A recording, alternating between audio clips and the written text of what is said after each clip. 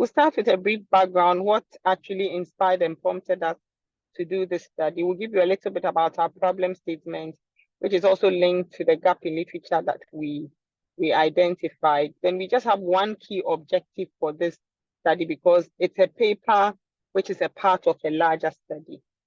We provide a justification, and once I'm done with that, I'll hand over to Kirk. He did the methodology, so he would take the audience through the methodology we employed, the results.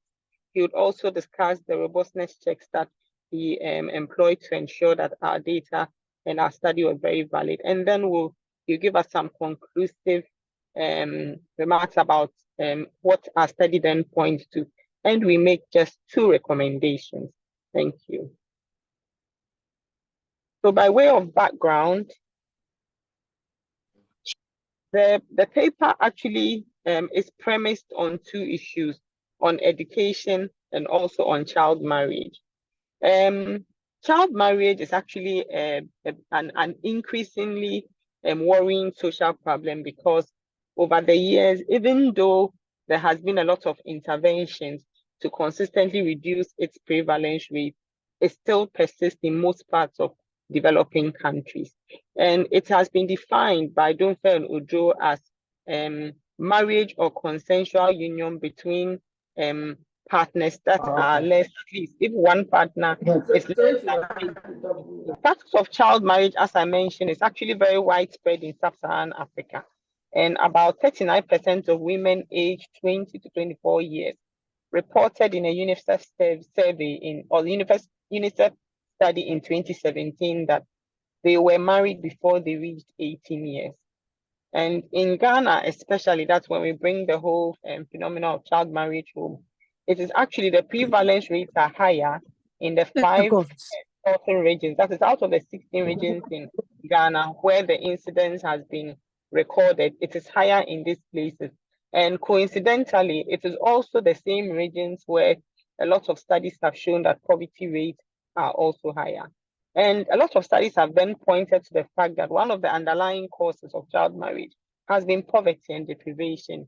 And this was a study that was even carried out widely by the Center for Social Policy Studies. It was a study that was commissioned by World Vision. And one of the underlying or root causes of child marriage during that study was poverty. The effects are numerous. A lot of studies have talked about the health effects and other socioeconomic effects. And several studies have pointed or have emphatically talked about the inverse relationship between child marriage and educational outcomes, meaning that anytime there's a high prevalence rate or a high incidence rate, education tends to be lower. That is, the number of people who are getting educated tends to be lower. And this is especially so when it comes to women. Now, in our problem or our research problem, which we've couched especially for this particular paper, we identify several gaps also in the literature to complement it. And the main issue is that apart from the fact that about 23.4% of Ghanaians are poor, based on Ghana Statistical Services survey in 2018, as many as 265,188 children who are supposed to be in school are currently roaming around. And this is from Statistica 2022. So with a high national incidence of child marriage, and at the same time, a greater number of children that are at home are supposed to be currently in school, but are roaming around, we found it necessary that we should carry out this study because definitely there's a problem. At the same time, we know that there's been several interventions, social interventions, that have been directed to address poverty and improve educational outcomes. That is to ensure that more people are in school. And these include programs such as the free school uniform, free textbook, free feeding. And our study here concentrates a lot on the school feeding program because for us, a school feeding program seems to have a relationship with how you are able to retain children in school. So that was the main objective of the school feeding program, to retain children in school and to improve educational outcomes. However, several studies have pointed that there are some challenges with the school feeding program itself. For instance, the inactivity of the district implementation committees that manage it, the irregular release of funds, lack of transparency in the award of contracts to caterers, and even lack of patronage of the foodstuffs that are produced sometimes, and the inadequacy of the foodstuff that is the food that is given itself, that the food is not even enough for the children that get the food, and also political willpower. How are we going to get the government and the policymakers who are responsible for this to pay more attention to the very positive benefits and then address the challenges? And Suleimana also observes that children in schools where the school feeding is not being implemented tend to even now want to move away to schools where there's free meals being served, showing some of the positive benefits of this. And it's then questioned that why are children only interested in a food? There must be certain reasons for all of these things. So despite all the challenges, the benefits exist and have been identified. Studies such as Usunantichi and all of them have seen that it's very successful in reducing hunger and increasing enrollment among school children. So what was the objective then of this paper? We actually set out to estimate the impact of receiving free food, that is a school feeding, free food that is given to children on age at first marriage. And we use age as first marriage as a variable to measure child marriage, because child marriage is not found as a variable itself in the data set that we use. So we use age at first marriage. And if your age at first marriage falls below the child marriage age level, which is 18, so anyone who marries before 18 then is supposed to have engaged then in child marriage. And what's the justification for the study? The study actually moves further than other studies have done. So we are using a more rigorous econometric model to establish the impact of school feeding programs on child marriage. Most studies have assessed the benefits of the program, but they focus more on the direct and visible outcomes. That is enrollment. Has it improved attendance and retention? That's mainly some of what the studies do. But this study moves further. We want to do more direct but not yet recognized benefits. And for us, benefits such as age at first marriage then can be linked to child marriage. And this is the justification for the study. So I now hand over to Kirk, and then he can take our audience through the methodology. Thank you. Okay, thank you very much, Dr. Anthony Tibodako. And thank you, Professor Nidoho, for the opportunity. I want to say a big thank you again to Dr. Donfe and Dr. Antoinette. They continue to be my mentors, even after CSPS. So thank you, Dr. Antoinette and Dr. Donfe. So on the methodology, please, I hope everyone can hear me. Yeah. Okay. So on the methodology, the data that we employed for this study was the 7th round of the Ghana Living Standard Survey. And that was collected over a period of about a year, and in about 1,000 enumeration areas. And so the respondents basically were from about 14,009 respondents that responded to this particular survey. Now, we want to begin to build a case for why we employed a more sophisticated model to assess the impact. And we're going to start with the OLS model. Now, if you look at the OLS model as we have it today, you realize that our dependent variable is YI, which is the age at first married, and we are regressing it on our variable AI. Now, AI, which is our mean treatment variable, which also is the receipt of free food, and that is a dummy variable. If it's a dummy variable, then we are saying that if you are from if you receive free food, then you are equal to 1. But if you do not, then that will be 0. Then xi is a vector of our control variables. Then ui is our error term. Now, the reason why, please, next slide. The reason why we are not going to use the OLS model is because when you look at the model, our mean treatment variable, which is AI, will be endogenous. And the endogeneity is arising from three reasons. One is omitted variable bias. The second one will be measurement error. And the third one, which it might happen, we call it reverse causality. Now, so how do we cure this endogeneity problem? If we go ahead to use the OLS, the estimate that we derive, we are either going to overestimate our results or underestimate our results. And that might not give us a true reflection of the the analysis that we want to make. So we are going to employ what we call the instrumental variable approach, or what we call, or otherwise known as the two-stage least squares method. And we are looking at the hypothesis. Our hypothesis is that providing free food to children in public schools is more likely to delay marriage age. So that is the hypothesis we are looking at.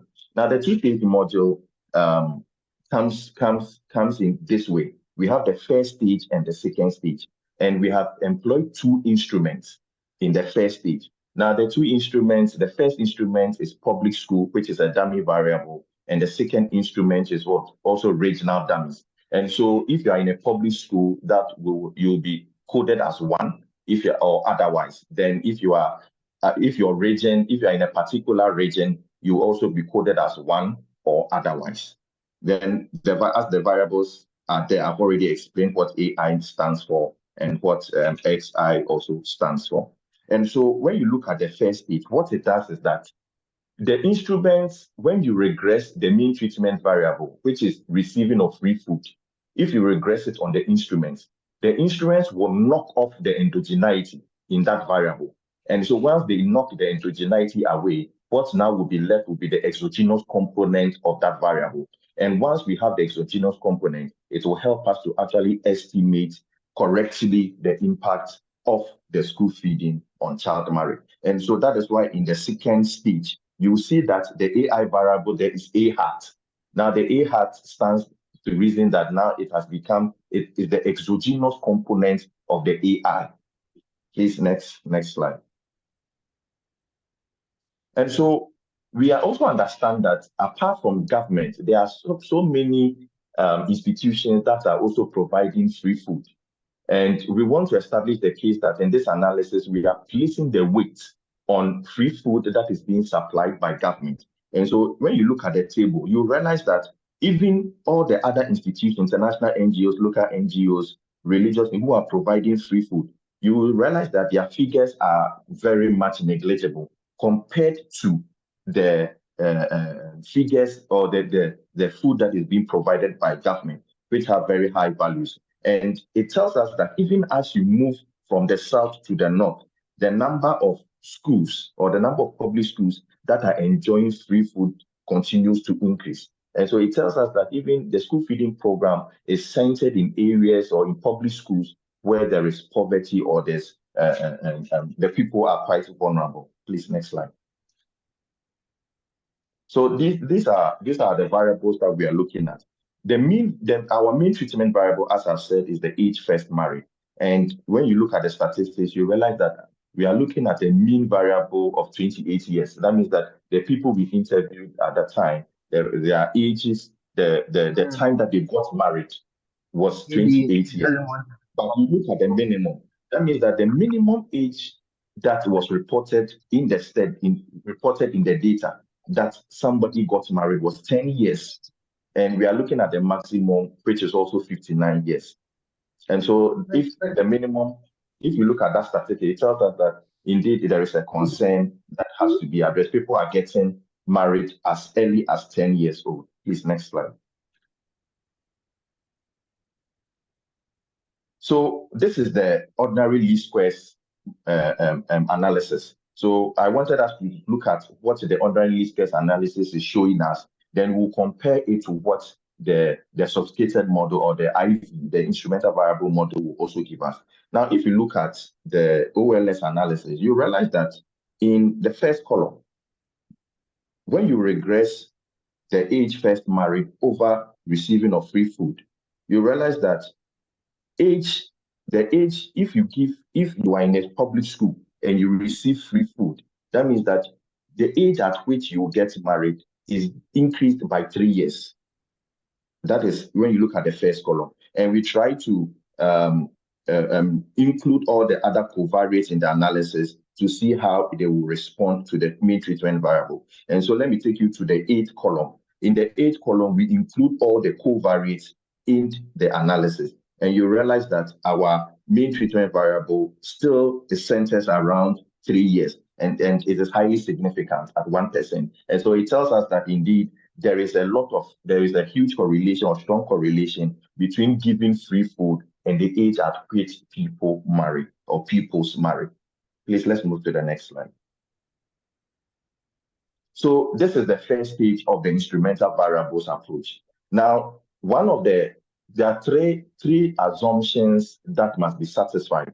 One is the instrumental relevance assumption. Now, the instrumental relevance assumption is that the instruments must be strongly correlated with the mean treatment variable. And so our instruments, that is public school and the regional dummies, they must be strongly correlated with the giving or the receiving of free food. And so if you look at the first column, you realize that they are all very significant from column 1 to column 7.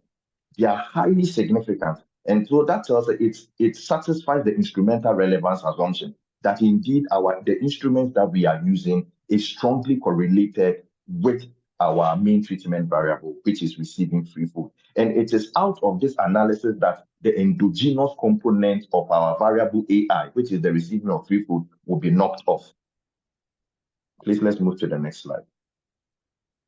So now, this is our main result. This is our main result. When you look at the first and the second column, I am comparing the OLS statistic with the IV statistic. You realize that when you use the OLS, we are saying that if pupils receive free food, it has the potential of increasing the age at which they will marry by 3 years. But when we use the IV approach, that statistic has jumped to almost 10 years. So that means that receiving of free food in public school has the potential of actually increasing the age at which people will marry by 10 years. Now, if we had accepted the estimate by the OLS, that means that we'll be underestimating the true result of this analysis. And so the IV estimate, as I said, is used because then we will get the actual estimates whilst we run the analysis, and it will not overestimate or underestimate our results. The same thing. So in the second column and in the third column, we try to run with the other covariates. And when you look at the 8th column, you realize that even when we use the other controls, our IV figure is still around 10 years. And so that tells us that the estimates that we are seeing in column 2 through to column 8 is quite valid. Please, let's move on to the next slide.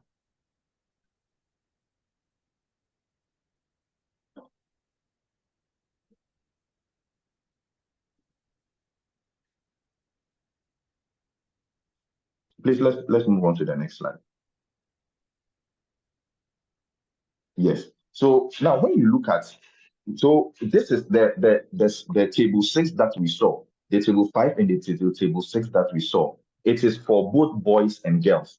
And then someone will ask, what about girls? Because you and I know that girls are more likely, to be given away in marriage at an early age than boys. So this particular table is actually going to show us the female subpopulation of the entire data set. Now, it will interest you to know that when it is only about the girls, the giving of free food to girls in school, it has the potential, when you look at the first column, it has the potential to actually increase their marriage age by 11 years, which is a year more than the total sample of both boys and girls. That means that the impact of school feeding has more potential to actually benefit girls. It has the potential to actually increase the marriage age of girls more than boys. And adding all the other covariates, through from column 1 to column 7. And in column 7, you see that we've added all the other covariates. And you realize that our estimate of 11 years, is still around the same figure, even throughout all the columns. And that tells us that for the female subpopulation, receiving free food, when girls receive free food in school, it has a very strong potential of actually increasing their marriage age, their age at first marriage. Please, let's go on. Now we come to the robustness checks. We've done the analysis. What shows that the result that we are showing is actually has validity both internally or externally. Now, when you run an instrumental variables model, one of the things that we have to be careful about is that our instruments, public school and regional dummies, are they picking other estimates in place of the estimate in place of the age at first marriage that we are actually reporting? Are they actually picking up the values of other variables? So in the first table, that is table 8, we want to argue that is our instruments picking the age that people start primary school? Because when you start primary school at an early age, it means that probably your parents are people who actually care about education. And so you are likely to stay in school more than somebody probably who starts primary school, let's say at 10 years, or somebody who starts primary school at 11 years. And so our instruments picking that kind of variable in our analysis. And so we introduced the variable of age started primary school. And when we ran the analysis, you realize that, yes, indeed, public school and regional dummies, they have a very strong correlation with the age at which primary school starts. But then, in table 9, when we run the analysis, you realize that it is our estimate is not significant and it is negative. And so it tells us that our instruments are actually not picking this variable, the estimates of this variable, to report to us as what? Age first marriage. Please, let's move on.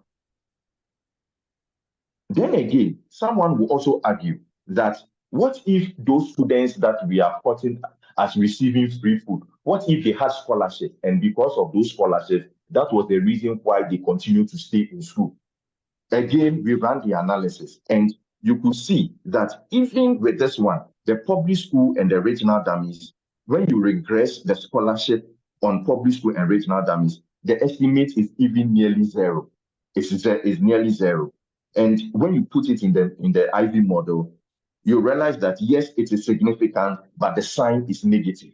The sign is negative. And so that tells us that it is also not picking an estimate of people who are already in scholarship, and therefore reporting as you report it as people who will actually stay in school, and for that matter, their age that they will marry will actually be delayed. Please, let's move on. So in conclusion, what we want to say is that child marriage actually occurs when at least one of the partners is younger than 18 years. And we are saying that, as Dr. Antoinette said, it is driven by many sociocultural factors, which mostly affect girls. And we have shown in our female subpopulation that indeed, when you give free food to girls in school, it has the potential to actually delay the age at which they will marry, and which is even far higher than that of, both boys and girls together. And we are saying that we have said that many studies have actually been done, but this study is actually, and those previous studies were actually done using less rigorous models, and also in most cases they use qualitative methods. But in our case, we employ the use of the instrumental variable approach, or the two-stage least squares, which is quite a high sophisticated model, which seeks to actually knock off the endogeneity of our main treatment variable, so that we can actually estimate we can get estimates which are actually close to the population in our data set. The Ghana School Feeding Program has succeeded. Please, let's go back to the last slide. The Ghana School Feeding Program has succeeded in attracting more children to schools since its inception in 2005. So studies I've already indicated that as many studies have been done, and that's the model. That is why we sought to use this model. Please, let's go to the next slide. So we admit that that the retention of children in schools is a critical element that the policy should be concerned about. But we argue that we need to go beyond the issue of direct or visible outcomes, like the school retention rate, school enrollment rate, and all that. We need to go beyond all those visible or direct outcomes and look at issues such as child marriage, which this intervention actually has the potential of addressing to a larger extent. And so we are saying that in conclusion, when we are doing such analysis, we should go beyond just the direct or the visible outcomes. And we are also proposing that because of the analysis we've done and the results we have shown, we are advising government to take immediate steps to at least extend the provision of free food to all schools in areas where the incidence of child marriage is above the national average, while further efforts are made with the necessary fiscal adjustments to provide free food to all public schools in the country in the near future. Thank you.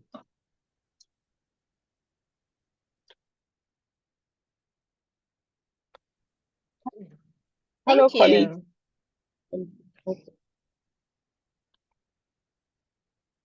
Sorry, please go ahead, Dr. Chibodako. No, you can go on. Fine. I thought. No, we are here. We're just digesting it for a minute. Okay.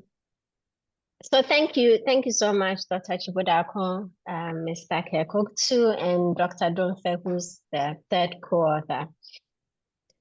So especially for our students, many of whom are online, you may have been dragged reluctantly into an area of methodology you might have been avoiding in class, which is deep econometrics. But I think the bottom line is clear that there is a significant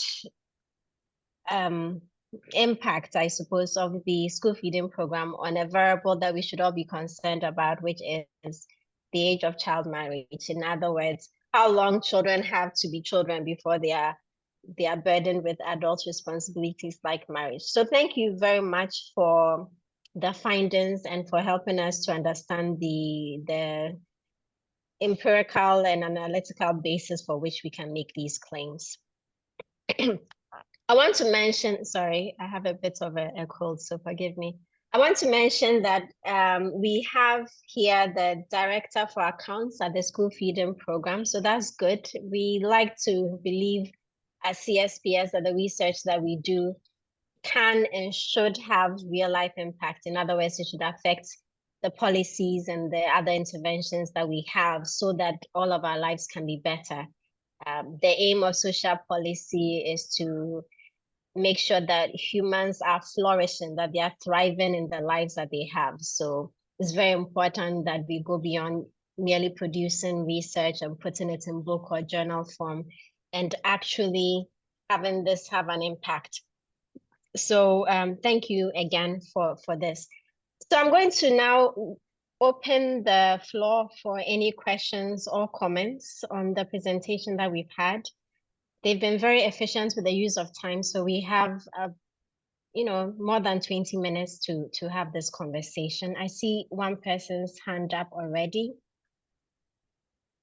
But I can't seem to see who has their hand up.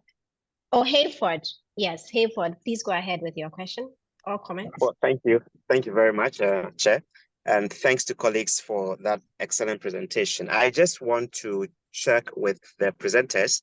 I know that, of course, as you rightly alluded to, poverty is a major variable in this whole discussion. Did you perchance account for whether the household or your participants had a member of the household benefiting from the LEAP program? And if so, whether or not there was any correlation between the LEAP beneficiary households versus non-beneficiary households? Thank you. All right, why don't we take that first, and then we'll see which other questions come up, whether by hand raising or through the chat.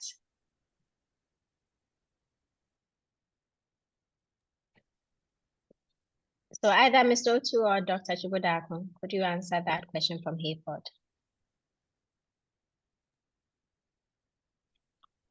Okay, Doc, please, would you want me to take it or?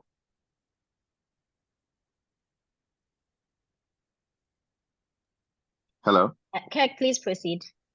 Okay, so thank you, Dr. Hayford. So actually, we didn't look at that, but I think that it would be good to also look in that direction and see how the results pan out. Thank you. Oh, okay, Kirk, are you on? Yes, please. Yes, he just finished responding to that question. Do you want to add something? Okay, so Kirk, we didn't look at that, but I was also going to mention that the variables that we chose, we actually looked at what was interesting for us. So I think that is also an area that perhaps you could look at, because we are, our problem is also premised on the fact that poverty is highly, is one of the most mentioned factors for, like, as a cause for child marriage. So yes, it would be nice to look at that to see if these households that we use in our study are also lead beneficiaries. I was trying to gauge quickly if that is in the GLSS data, the 7 rounds which we look, but I haven't been able to look at the data. I was trying to locate the data set quickly to see if it was there, and therefore if we can further add it as one of the variables, but I haven't been able to find it. But thank you very much. We'll have a look at it. Okay, we have Pedro Poku. This is Dr. Poku, who's a research fellow at CSPS. Please go ahead. All right, thank you very much. Thank you very much, the authors and the presenter. So I see school feeding and child marriage from your findings.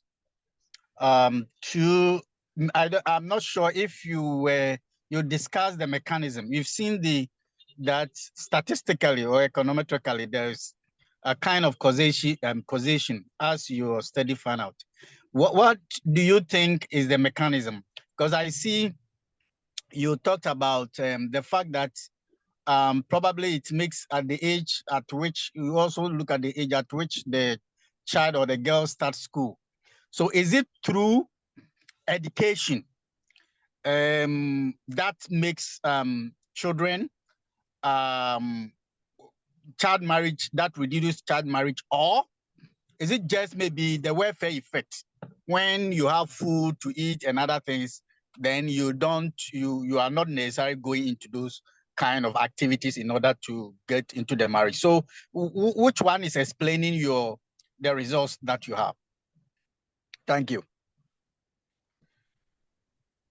Okay, so I think that for our main results, the dependent variable was age at first marriage, and we regressed it on free food, gender, rural, which means where, in which community does the person live, hours to and from school, walk to school, free exercise books, free uniform. So we chose a number of variables as our independent. The dependent was the age at first marriage. So if if I understand your question rightly, you are saying that were we able to determine that it was actually the provision of food that was delaying the age at first marriage, in the sense that because the person is getting food, that's why the person would not go out to go and marry. Okay, so that's what we are saying, that our definition of child marriage is that children who get married before they are 18. So if this variable, age at first marriage, as we pointed, based on the regression, is related to the free food, then it means that the likelihood that a person would have, because remember that we are basing our results on children who are in school, even though all these variables are there. So the walk to school, exercise, reception, these are all children who are in school. But what we are looking at is age at first marriage. We introduced it as well. So what we then look at is that if the person is receiving free food, does it reduce the age at first marriage based on the GLSS data or not? So that's where our conclusion comes, if you understand what I'm saying. Yeah. Okay, thank you. But then I think that one of the things is about retention, like school retention rate. I know that that's a lot of what has been like in the literature about the fact that this, and that's the objective of the school feeding program, actually, to ensure that retention is in school. But we also thought that beyond retention, you could also find other links to it. So that it's not just keeping children in school. Sorry, maybe let me see if I can clarify it. So okay. I was asking, when the free feeding, could one make people go to school? Yes. And you have seen that it also affects their, whether they will involve themselves in child marriage or not. So my question is it the provision, like if you provide food for the child without the child going to school, will it do anything affect the child that child marriage, or unless the child go to school. So that when you are giving your policy recommendation, if it's schooling, then there are a lot of mechanisms that you can use to attract the child to school. If just about the welfare implication, because it's like free food is like a money giving a welfare measure that we have given to them. So if the channel is only through the welfare effect, then you can as well give children monies to these kind of teenagers so that they will not involve. So I just want to see so that you can, the channel or the mechanism that makes this policy works. That's, so I don't know if I'm clear now.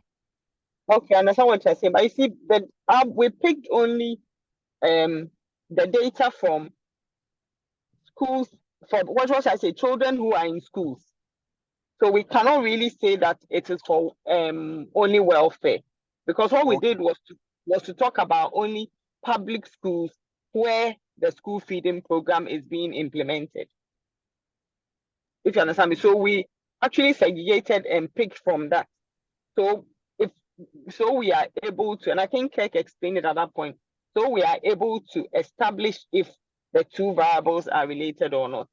And because we don't have a measurement variable in the data set for child marriage, we see that the closest measurement variable is age at first marriage, because age at first marriage then explains if someone is going to go into marriage or not. You understand me?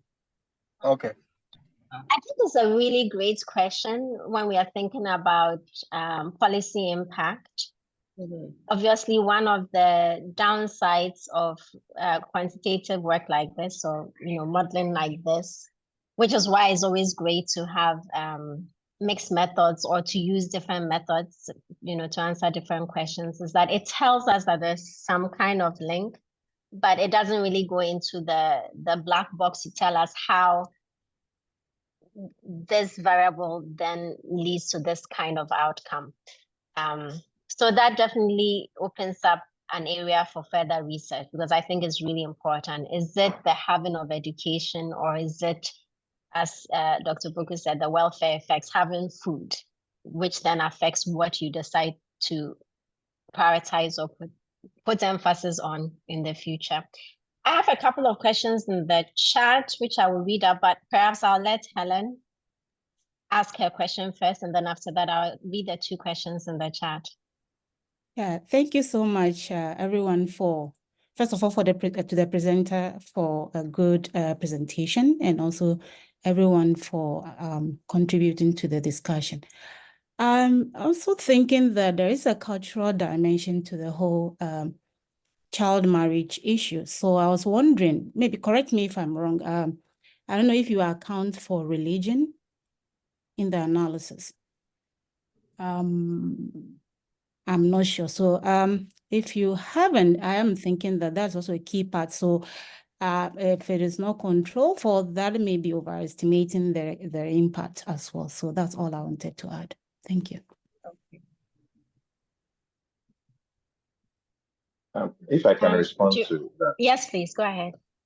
Okay, so I think that what this question is a bit also, let me say, linked to Dr. Kwejopotu's question. That is why in the instrumental variable approach, the argument has always been about the exclusion restriction channel. Now, even though, yes, we added covariates, but then even if we add religion or any other variable, it might not necessarily actually affect our estimates that much. Because you see, when you look at the model, we have exogenous instruments which are actually interacting with our main treatment variable, which is receiving free food. Because the idea is that even though public education, public schools in certain regions would have an effect on our dependent variable, which is age at first marriage, we are saying that not just education can affect child marriage, but then an added-on intervention has the ability to actually delay the age of first marriage of every pupil.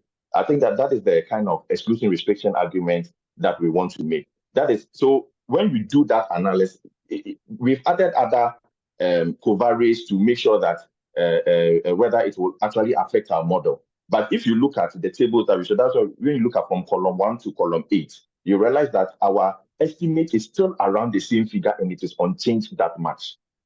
Thank you. Thank you. I see 2 hands up, but let me be fair to those who put their questions in the chat and also ask that question. So Eunice and Isa. Eunice is at Star Ghana. Isa Musa is at the University of Ghana here. Both of them are interested in specifically results from the northern regions, the regions up in the north. So they both talk about the fact that well, I hope it's a fact, I don't know for sure, but I'll trust them, that child marriage is prevalent in the 5 northern regions. And they're asking, given that truth, did you see specifically differences or regional impacts on school feeding? One would assume that in the spaces where there is higher prevalence, because the baseline is so high, that the impacts might be higher. So Kirk and Antoinette, do you have any information about regional differences? Unfortunately, I don't know if Kirk can see the table, but we only used rural. We didn't use region as one of the, so we won't be able to. But yes, in the introduction, I did mention that the studies by Dunfer and Odo shows that prevalence or the incidence rate in the 5 northern out of the 16 regions tend to be higher than the national averages. So I think that further studies, or maybe if we run further regressions, we could see the impact is higher in these regions. But we didn't do a regional, what should I say, a disaggregation of the data based on regional levels, no. I think that I agree that would be interesting, as again for policy impact, if this is the spaces in which this particular social problem has been seen to be more prevalent than elsewhere, then you also want to make sure that the program is having the effect it should have in those areas. It might not be a higher effect or higher impact, but that is doing something where it matters the most. So yes, yeah. I would definitely encourage that you run that regression to try and answer that question. This is really interesting, and there's clearly a lot of interest. So I'm going to call on Abubakari Sadiq Ahmed and then Ambra Yurinchi. Can you tell us where you are coming from, which institution you are affiliated to, just so we know who is joining in this conversation? So I'll take 2 at the same time. So Abubakari, you can ask your question, and then Ambra, you can follow on. And you are both muted at this point. Abubakari, can you unmute? Yes. Yes. Right. Sorry, and thank you for the opportunity. I'm calling from Radio Universe. My other question actually has been answered in terms of the regional, outlook. But then I want to find out the unintended, consequences of using school feeding program as a tool for child marriage prevention. At times we tend to overlook some other, negatives whenever we conduct research. I want to find out, are there any unintended consequences out of the research that was conducted? And then secondly, how do external, factors, such as say government, policies or community support tend to affect the success of this school feeding program in reducing child marriage rates? Okay, thank you. Let's go to Ambra. Because we have only about 6 minutes, let's take all 3 at once, if you won't get lost. So Ambra and then Jamila, please. Ambra, could you unmute?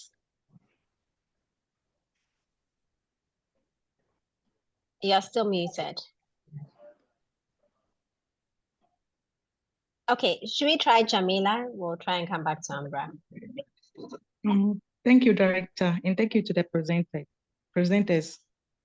Please, my question is that looking at all the highly child marriage, all the places in which child marriage is high in the northern region, a lot of NGOs intervention has gone there into education and providing other support systems to retain young girls in school till the age of marriage.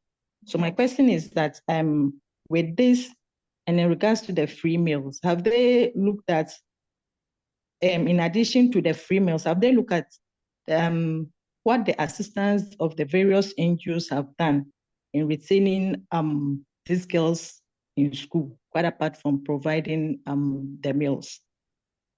Thank you. So this will be outside the scope of this research, but perhaps in their reading, they might have come across some literature that helps to answer that question from Jamila.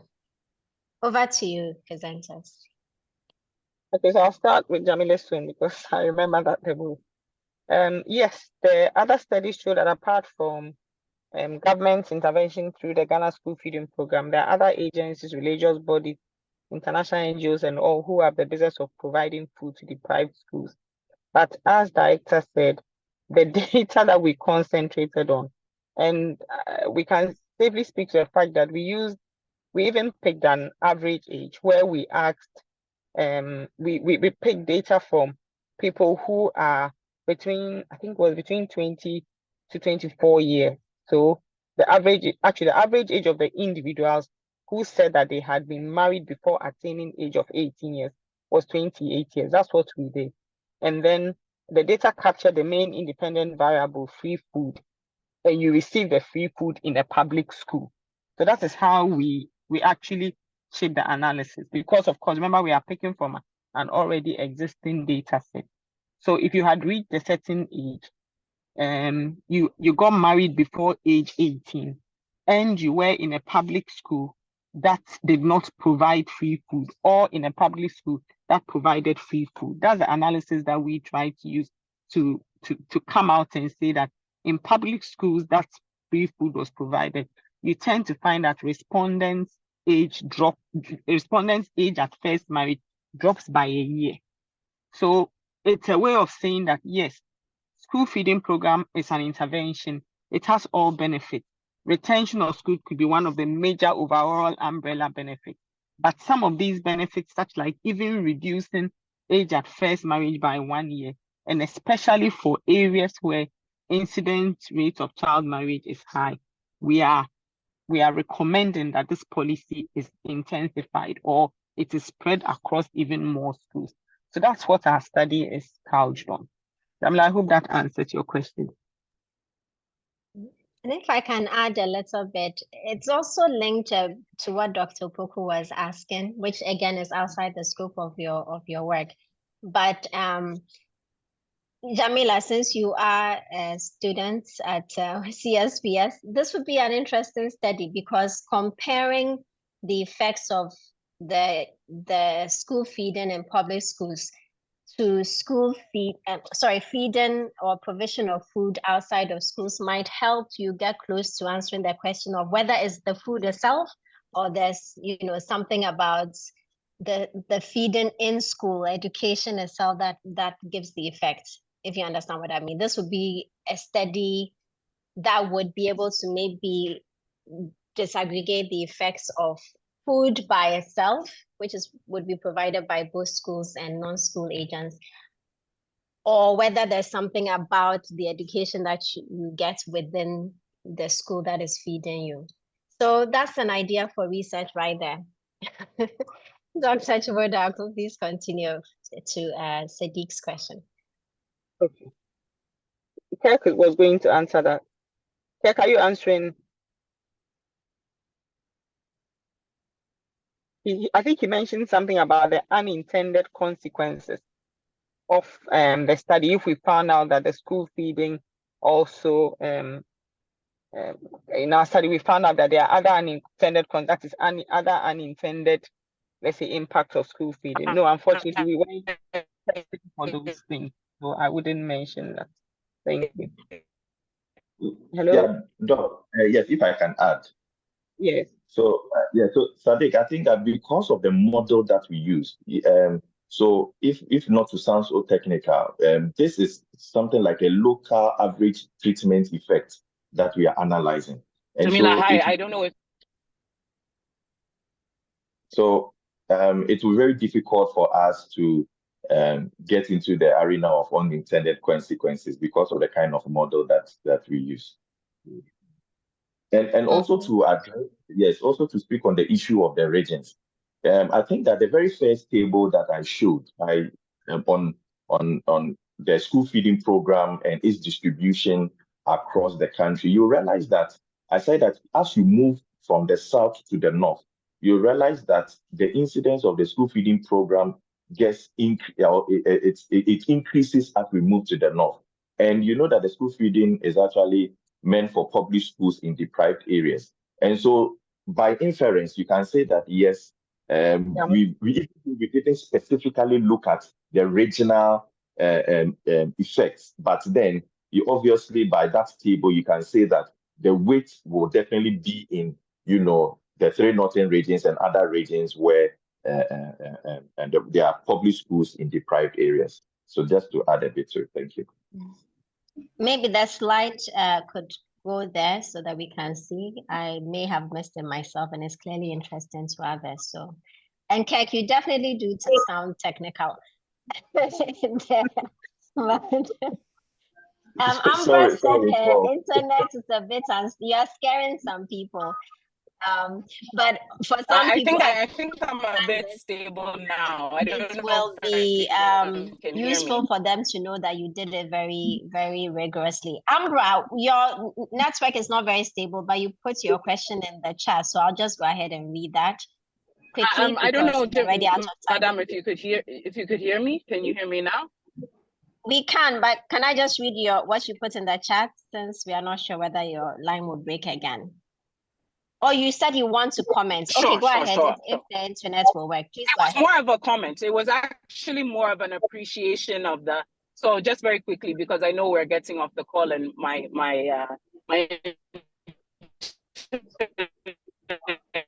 is a bit unstable, but it's very much appreciated by the school feeding program. That's really the comment that I wanted to put out there. There was a bit of discussion as to policy and future program development. When we are invited to such platforms, and I have to again extend our appreciation for being invited to dialogue and discourse and engage in this the research that you've done, it gives us the opportunity as the school feeding program to also approach some of our current grant giving organizations and potential grant giving organizations, as we are a homegrown school feeding program fully funded by government. But we do have programmatic areas that are targeted towards gender specific activities, such as reducing instances of child-based marriage. And so this gives us opportunity and to speak to actual research that is being done, because from a programmatic standpoint, we don't often get the time to do, or the in-house capacity to be able to do this scientific research. So I wanted to be able to appreciate the researchers and the work that they've done. I took great notes. It was very interesting for me personally to hear was so significant by 11 years. And so that's very significant for us when we talk about programming and when we talk about the actual school feeding program. And I hope that you can still hear me. And I just wanted to overall just commend the researchers and once again, extend our appreciation for inviting us and to continue to invite us to these sorts of dialogues. Thank you. Thank you. Thank you. Thank you. I'm glad you're a network operator. We heard you loud and clear, and I'm so glad you spoke up. I wasn't sure who exactly was from the school feeding program, so I was going to invite you to speak, and I'm glad that you did. We are also very excited anytime we feel like the work that we are doing is actually going to people who need that information for their practice. So we are excited that you were able to come, and we are very happy to hear that it was helpful, and we hope to continue to engage. I want to thank all of you for coming and for staying till the end. I know there were some hiccups with the getting into the Zoom link, which we will figure out for next time. We have seminars every other week, and so we will be sending you invites for the next one. I want us to all appreciate our presenters and co-author, Dr. George Tumfe, as well, for this really interesting research. The questions that have been asked and the comments may show that it is an important area of research, and it shows also that there is more to be learned. The thing about research is that in order for you to have an in-depth understanding of anything, you have to sort of limit your focus.